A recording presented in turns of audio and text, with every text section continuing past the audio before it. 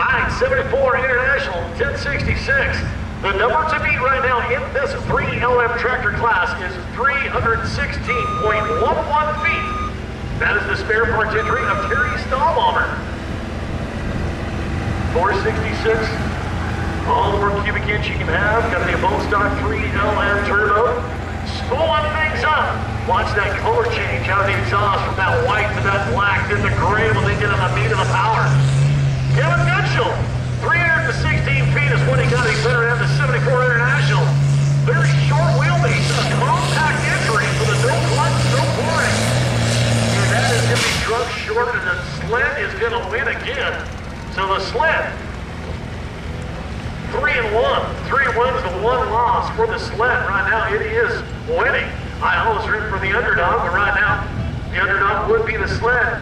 They're top dog. Kevin Gutschel going to get an official distance here momentarily.